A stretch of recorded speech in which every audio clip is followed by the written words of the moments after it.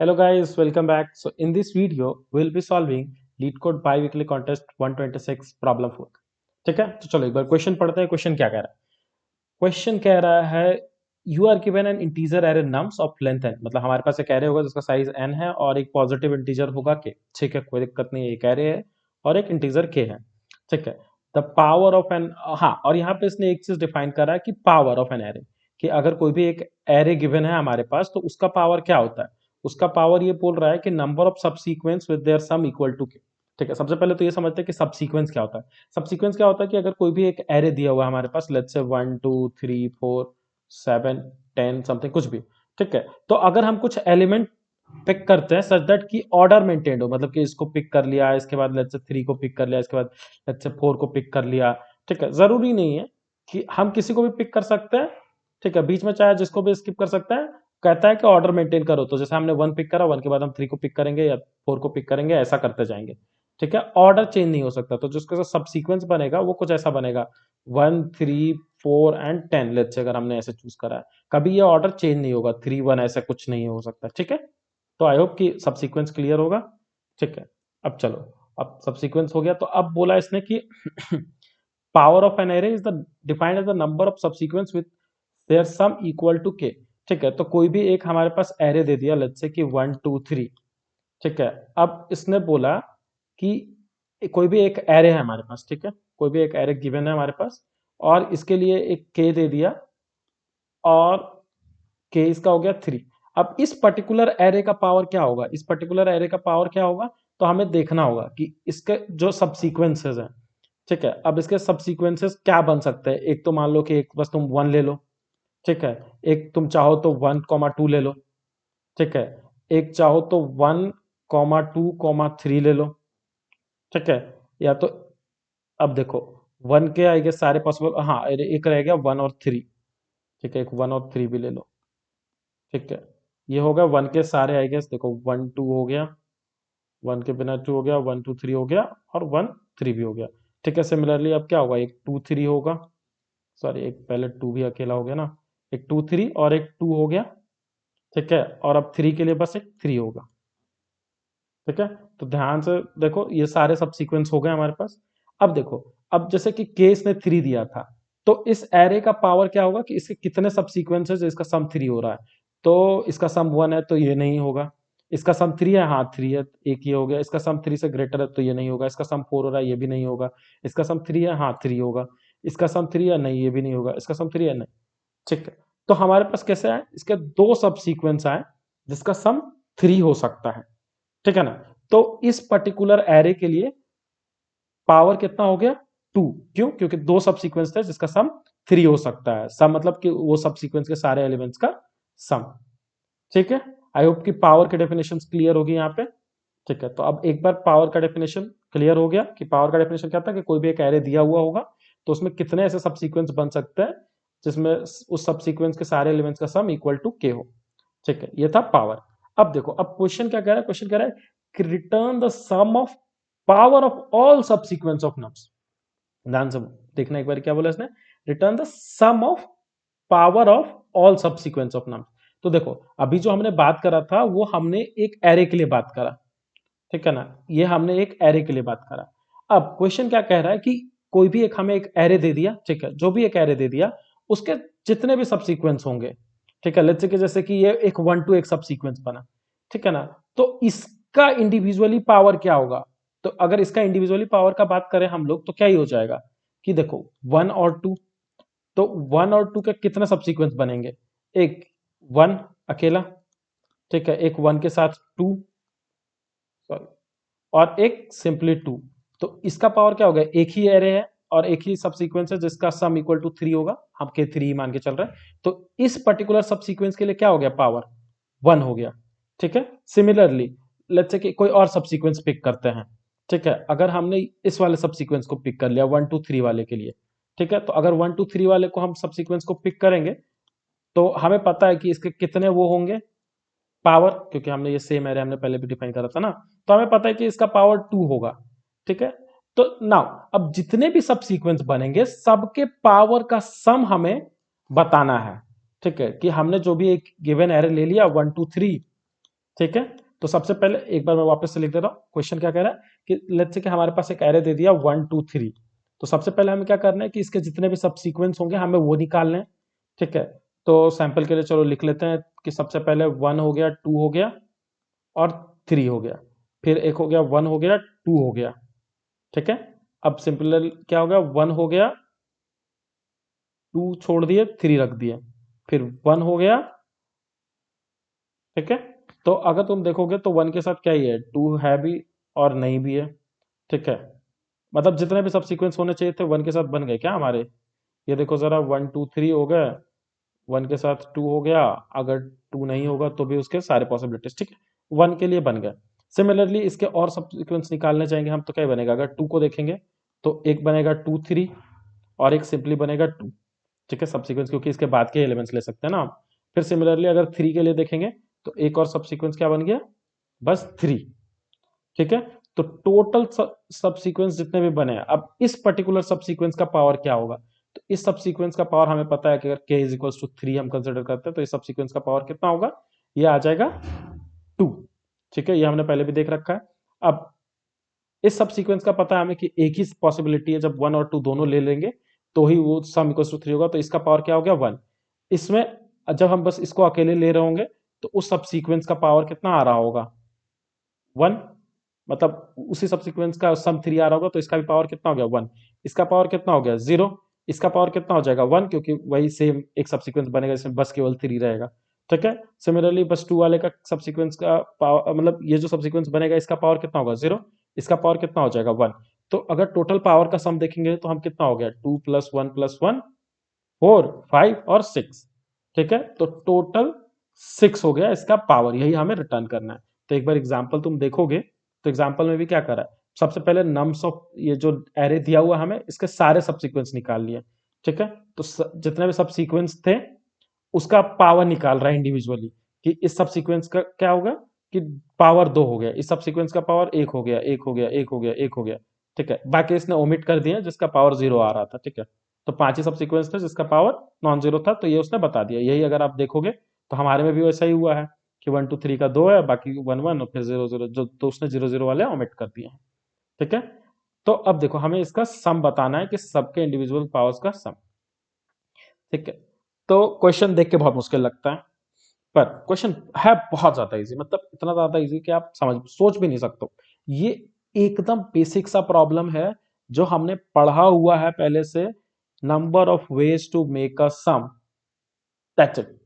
बस ये एकदम वही प्रॉब्लम है कि number of ways to make a sum, बस इतना ही, उससे ज्यादा कुछ नहीं है। एकदम सिंपल सा है, आप समझो बात को। अगर लेट्स से कि मेरे पास एक एरे दे दिया है, इसी पे बात करते हैं कि 1 2 3। ठीक है। अब देखो इसमें मुझे मेरे पास 3 बनाने का क्या क्या पॉसिबिलिटीज है। ठीक है, इसमें 3 बनाने का क्या क्या पॉसिबिलिटीज है, या तो मैं 1 और 2 को ले लूं, ठीक है, एक साथ, या तो बस मैं 3 को ले लूं। ठीक है, दो ही तरीका है मेरे पास 3 बनाने के। अब देखो, अगर अब मुझे क्या करना है बेसिकली, अगर तुम देखोगे हमारा प्रॉब्लम स्टेटमेंट क्या बोला था कि हमें वो सारे सब सीक्वेंस पहले तो निकाल लो, सारे सब सीक्वेंस। अब जो भी सब सीक्वेंस है उस सब सीक्वेंस में मुझे क्या एक भी कोई पर्टिकुलर सब सीक्वेंस का पावर निकालना था। तो पावर बेसिकली क्या होता था कि जो भी के दिया हुआ है, और इस केस में हमारा के कितना, 3। तो जो भी सब सीक्वेंस इसके बनेंगे, इस पर्टिकुलर सब सीक्वेंस के भी सब सीक्वेंस निकालेंगे हम। तो अगर अगर उसका सम 3 है या तो ये के है बेसिकली, तो वो बेसिकली क्या कहना चाह रहा है कि उस पर्टिकुलर सब सीक्वेंस में हम क्या कर रहे होंगे कि ये दो एलिमेंट तो फॉर श्योर रखे होंगे। ठीक है, या तो ये वाला रखे होंगे। ध्यान से सुनना मैं क्या बोलने वाला हूं। देखो, इसने बोला कि अगर मुझे एक पर्टिकुलर सब सीक्वेंस के लिए पावर निकालना है। ठीक है। तो ये क्वेश्चन हमारा सीधा सीधा क्या बन जाता है कि एक एरे का पावर निकालना है। यही ना हो गया, अगर हम एक सब सीक्वेंस उठा लिए यहाँ पे तब तो क्वेश्चन एकदम नॉर्मल है कि एक एरे हमारे पास, इसका पावर कितना होगा। ठीक है, हमें पता है कि अगर ये एरे है, ठीक है, इसका पावर मतलब कि हमें इसका एक वापस से कोई सब सीक्वेंस बनाना होगा कुछ एलिमेंट्स लेके, जिसका सम इक्वल्स टू आना चाहिए के। अब देखो, अब मुझे पता है कि जो हमारा गिवन इनिशियल प्रॉब्लम है कि जो इनिशियल एरे दिया हुआ है हमें ये वाला, ठीक है ना, तो हमें पता है कि इससे अगर हमें 3 बनाना है तो या तो ये चूज करना पड़ेगा या तो ये चूज करना पड़ेगा। ठीक है। तो अगर लेट्स से कि हम ये चूज कर लें, ये चूज कर लें, तो एक चीज यहां ध्यान से नोट करना, अगर ये हम 1 और 2 फिक्स कर दे तो हमारे पास टोटल कितने सब सीक्वेंस हो सकते हैं? 1 2, ठीक है, एक, या तो 1 2 3। क्यों? क्योंकि हम 1 2 चूज कर ही रहे हैं। अब देखो हमने ऐसा क्यों करा, क्योंकि हमें सबसे पहले क्या करना होता है, हमें पहले सब सीक्वेंस निकालने होते हैं। और देखो, अगर हमने कोई सब सीक्वेंस सेलेक्ट किया है, उसका भी एक सब सीक्वेंस निकालते हैं, जिसका सम, जिसमें एलिमेंट्स जो बचते हैं उसका सम इक्वल टू के होना चाहिए। बेसिकली ये जो सब सीक्वेंस था वो हमारा एक नया एरे बन जाता है, और उस नया एरे में से हम कुछ एलिमेंट्स उठाएंगे जिनका सम इक्वल्स टू के होना चाहिए। तो अब ध्यान से देखो, अगर हम ये देख रहे हैं कि बस दो ही सब सीक्वेंस है जो बन सकते हैं जिसमें 1 और 2 दोनों हो। अब देखो, तो अगर 1 और 2 दोनों है, इसका मतलब क्या है कि अगर यहाँ पे जो हमने इतने सारे सब सीक्वेंस बनाए थे, इसमें से एक सब सीक्वेंस क्या होगा, यहाँ पे ये 2 3 वाला हो गया, लेट्स से, सॉरी, 1 1 2 3 वाला, और एक 1 और 2 वाला। ठीक है, दोनों सब सीक्वेंस यहाँ पे आ गए, और भी सब सीक्वेंस है। तो देखो, अब हमें पता है कि ये दोनों सब सीक्वेंस ही है जिसमें 2 और 3 होंगे, सॉरी 1 और 2 होंगे, और 1 और 2 होंगे तो ही है कि, अभी हम बस इस केस के लिए बात कर रहे हैं, ठीक है ना, इसको अभी देखते हैं। तो 1 और 2 ही है, तभी हमारा सम 3 पॉसिबल होगा। ठीक है, तो अब देखो, इसका पावर 1 और 2, 1 और 2 वाला जब सब सीक्वेंस होगा, ठीक है, 1 और 2 सब सीक्वेंस होगा, वही देगा इसका पावर में कंट्रीब्यूशन, जो कि 1 हो जाएगा। ठीक है, उसके अलावा तो और कोई पॉसिबिलिटी है ही नहीं। तो हमें बेसिकली अगर ध्यान से देखोगे, तो हमें क्या देखने मिल रहा है कि देखो, 1 और 2 इसमें था, 1 और 2 इसमें था, तो एक कंट्रीब्यूशन इस वाले से आया होगा 1 और 2 का, और एक कंट्रीब्यूशन इस वाले से आया होगा। ठीक है, हम ऐसा भी तो देख सकते हैं ना, इसको ये भी तो बोल सकते हैं ना कि अगर 1 और 2 मिलके ही 3 बना रहा था, तो हम सीधा सीधा देख लेते हैं कि कितने ऐसे सब सीक्वेंस है जिसमें 1 और 2 दोनों है। क्यों? क्योंकि फिर हम यही 1 और 2 चूज करेंगे आगे। ठीक है ना, ध्यान से सुनना मैं क्या बोल रहा हूं। अगर हम इसका पहले एक सब सीक्वेंस बनाते हैं, ठीक है ना, तो एक सब सीक्वेंस क्या बनता है, 1 2 3 और 1 2। ध्यान से देखना, हमको सबसे पहले क्या करना था, बहुत सारे सब सीक्वेंसेस के निकालने हैं ना, तो हमने एक सब सीक्वेंस निकाला 1 2, और एक सब सीक्वेंस निकाल लिया 1 2 3। अब देखो, इस सब सीक्वेंस का पावर निकालना है हमको, सिमिलरली सब सीक्वेंस का पावर निकालना है। तो देखो, मुझे पता है कि अगर 1 2 है तो ये मेरा कंट्रीब्यूट करेगा आंसर में। कैसे कंट्रीब्यूट करेगा? क्योंकि यहां से भी एक सब सीक्वेंस तो होगा ही जिसमें बस 1 और 2 बचे। ठीक है, और इसमें भी एक सब सीक्वेंस होगा जिसमें 1 और 2 बचे। उसके अलावा भी सब सीक्वेंसेस होंगे, ऐसा नहीं है कि नहीं होंगे, पर वो सारे हमारे आंसर में कंट्रीब्यूट नहीं करेंगे। क्यों? क्योंकि हमें पता है कि एक ही पॉसिबिलिटी है सम के बनाने का, और इस केस में के इज इक्वल टू 3 है। हमें पता है कि एक ही पॉसिबिलिटी है कि एक 1 और एक 2 होना ही चाहिए। ठीक है, ठीक है, आई होप यहां तक आपको क्लियर होगा। तो अब देखो, तो ये बेसिकली हमें क्या बता रहा है कि जितने सब सीक्वेंस बन रहे होंगे जिसमें 1 और 2 दोनों हैं, उतना ही कंट्रीब्यूशन मिलेगा मुझे। ठीक है, उसके पावर से। ठीक है, तो अगर इस पर्टिकुलर सब सीक्वेंस के लिए देखा जाए, इस पर्टिकुलर सब सीक्वेंस के लिए देखा जाए, तो 1 और 2 कितना कंट्रीब्यूट करेगा, एक बार। क्यों? क्योंकि एक ही पॉसिबिलिटी है। सिमिलरली इसमें से कितना कंट्रीब्यूट करेगा 1 और 2, एक बार। देखो यहाँ पे 3 है, ये भी कंट्रीब्यूशन करेगा, पर हम जब 3 की बात कर रहे होंगे तब उसको देखेंगे। ठीक है, अभी के लिए उसको इग्नोर करते हैं। तो इन दोनों, उससे कितना कंट्रीब्यूशन आ गया, इससे एक आया, इससे एक आया, 2 आया। बेसिकली अगर देखा जाए तो एक एक इससे आया ना, तो इसका मतलब क्या है कि यही वाले तो हम यहां उठा के जो एक्सट्रैक्ट कर रहे हैं। तो बेसिकली ये हो क्या रहा है कि जितने नंबर ऑफ सब सीक्वेंस बनेंगे जिसमें 1 और 2 दोनों है, उन सबसे एक एक बार कंट्रीब्यूशन आएगा। ठीक है, ध्यान से सुनना मैंने क्या बोला, कि सबसे पहले हमने जो इनिशियल एरे था, हमें इनिशियल एरे दिया। ठीक है, हमने उससे निकाला कि जो भी सम के है, इस केस में के हमारा 3 था, तो हमने देख लिया कि के बनाने के क्या तरीके हैं, क्या तरीके हैं। तो मतलब कि यहाँ पे हमें पता है कि 1 और 2 को ले लेंगे हम, तो हमारे पास के बन जाएगा। ठीक है, हमेशा 1 और 2 को ले लेंगे। ठीक है, तो अब देखो, अब हम क्या करेंगे कि अब हम ये निकालेंगे कि कितने सब सीक्वेंस ऐसे होंगे जिसमें 1 और 2 दोनों होंगे। तो 1 और 2 दोनों हो गए, तो इसका मतलब क्या ही है कि जितने भी रिमेनिंग एलिमेंट्स हैं, जितने भी रिमेनिंग एलिमेंट्स हैं, उसका 2 का पावर रिमेनिंग एलिमेंट्स। ध्यान से देखना मैं क्या बोल रहा हूं, कि मान लो कि हमारे पास 5 एलिमेंट्स था। ठीक है, 5 एलिमेंट था। अब मैंने कहा कि 2 मुझे हमेशा चाहिए, तो इसका मतलब क्या ही है, 2 हमेशा चाहिए, इसका मतलब क्या है कि 3 ऑप्शनल है। 3 ऑप्शनल है, मतलब कि ऐसा देखो, अगर हमने ऐसे 5 वो बना दिए बॉक्स, ठीक है ना, अगर हमने 2 भर दिए कि ये और ये तो हमेशा फिक्स है, अब देखो ये या तो भर सकता है या तो एम्प्टी हो सकता है, तो यहाँ पे कितने पॉसिबिलिटी है, दो भर सकता है, एम्प्टी हो सकता है, दो भर सकता है, एम्प्टी हो सकता है। तो टोटल नंबर ऑफ सब सीक्वेंसेस ऐसे कितने बनेंगे जिसमें ये दोनों हमेशा ही हो, 2 का पावर 3 यहाँ पे, और ये तो 2 × 2 × 2, और बेसिकली कि जो नंबर ऑफ रिमेनिंग एलिमेंट्स, जैसे कि 5 में से हमने से 2 हटा दिया तो जो रिमेनिंग एलिमेंट बचे थे, ठीक है, उतना ही बनेगा। ठीक है, आई होप ये वाला भी क्लियर होगा।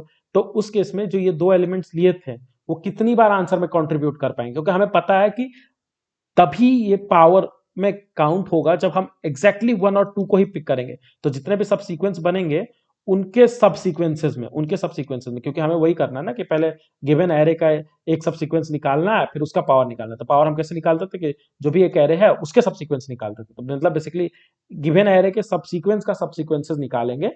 ठीक है, तो अब जितने सब सीक्वेंसेस बनेंगे जिसमें 1 और 2 होंगे उतनी टाइम्स कंट्रीब्यूशन होगा इस 1 और 2 का। सिमिलरली अगर हमने बस 3 सेलेक्ट करा, तो कितने सब सीक्वेंस बनेंगे जिसमें 3 है, तो इस केस में हमारे पास कितने रिमेनिंग एलिमेंट्स है, तो टोटल रिमेनिंग एलिमेंट्स 2 का पावर 2, मतलब इतना ही वो सब सीक्वेंसेस बनाएंगे रिमेनिंग एलिमेंट्स मिलके। तो ये कितना आ गया 4। तो देखो ध्यान से, यहां से अगर तुम कैलकुलेट किए होते तो एक रिमेनिंग एलिमेंट था 2 का पावर 1 2, यहां से आ गया 4, तो टोटल कितना हो गया 6। अगर दोनों को ऐड करोगे तो टोटल कितना हो गया पावर 6, वही हमारा आंसर था। ध्यान से देखना, यही सबसे ट्रिकी पार्ट है और यही समझना सबसे इंपॉर्टेंट है। ठीक है, देखो मैंने क्या बोला कि मुझे पता है कि अगर 1 2 3 ये गिवन एरे मेरा, ठीक है नम्स, अगर ये मेरा गिवन एरे है और k इज इक्वल टू 3 मेरा दिया हुआ है, ठीक है, तो अब मुझे क्या करना है, बोला कि k इज इक्वल टू 3 दिया हुआ है ना, तो इसको मैं उठाया कि एक तरीका है कि 1 और 2 को ले ले। ठीक है, अब देखो जितने भी सब सीक्वेंसेस बनेंगे जिसमें 1 और 2 हमेशा फिक्स्ड होंगे, तो ये दो ही है। ऐसे देख सकते हैं कि या तो 3 को लेंगे, ठीक है, इसको कंबाइन करके देखो ऐसा कि 1 2 3, ठीक है ना, ऐसा है, या तो 3 को नहीं लेंगे तो यहां से एम्प्टी हो गया तो बस यहाँ 1 2 बचे, ऐसा देखो। ठीक है, तो अब देखो ये एक सब सीक्वेंस बना होगा। अब इसका जब पावर कैलकुलेट कर रहे होंगे, ठीक है, तो इसका पावर कैलकुलेट करेंगे तो उसमें एक सब सीक्वेंस तो पक्का होगा जिसमें बस केवल 1 और 2 रखेंगे, तो उस वो कंट्रीब्यूट कर रहा होगा इसके पावर में एक बार। सिमिलरली ये वाला भी कंट्रीब्यूट कर रहा होगा एक बार। अब ध्यान से देखो, जब 3 के लिए डिस्कशन करेंगे, बस कि एक तरीका है ना कि बस 3 को चूज कर ले। अब देखो बस 3 को चूज करेंगे तो अब हमारे पास दो ऑप्शन है कि पहले 1 को लो, ठीक है, या तो 1 को नहीं लो। ठीक है, अगर 1 को हमने ले लिया तो यहाँ पे 3 1 बन जाएगा, फिर इसके बाद भी ऑप्शन है वापस कि 2 को लो या तो 2 को नहीं लो। अगर 2 को लोगे तो यहाँ पे क्या हो जाएगा, 3 1 2 ये दोनों बन जाएगा, और नहीं तो यहाँ पे फाइनली 3 1 बन जाएगा एक सब सीक्वेंस। अगर 1 को नहीं लिया है तो यहाँ पे बस 3 था, इसके बाद फिर ऑप्शन है 2 को ले चाहे 2 को नहीं ले। अगर 2 को लेते हैं तो 3 2 बन गया, और नहीं तो बस 3 रह गया। तो देखो ये सब सीक्वेंसेस कौन से वाले बन रहे हैं, ये सब सीक्वेंसेस बन रहे हैं 3 को कंसिडर करके कि 3 हमेशा होगा ही।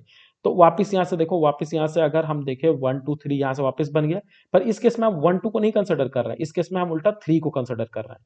ठीक है, कि इस केस में ये 3 वाला कंसिडर हो रहा है। तो ध्यान से देखो कि हमने जो ये गिवन एरे था इसका एक सब सीक्वेंस बनता 1 2 3, ठीक है, इसका सब सीक्वेंस बन सकता है ना ये 1 2 3।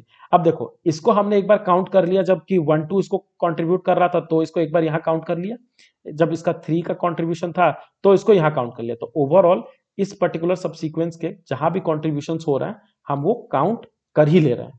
ठीक है, आई होप ये वाला पार्ट एकदम क्लियर होगा।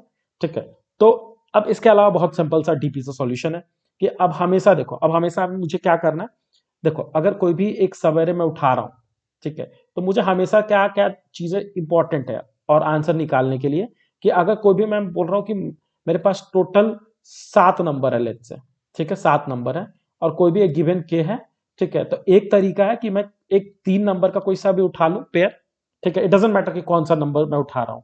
ठीक है, तो रिमेनिंग कितने बच गए 4। तो ये जो 3 का पेयर बन रहा होगा जिसका सम लेट्स से कुछ भी ए I like A1 A2 A3 कुछ भी सामान लेते हैं, जिनका सम कितना हो रहा होगा के हो रहा होगा। ठीक है, तो हमें पता है कि टोटल सबसीक्वेंस कितने होंगे जिसमें ये 3 होंगे ही होंगे।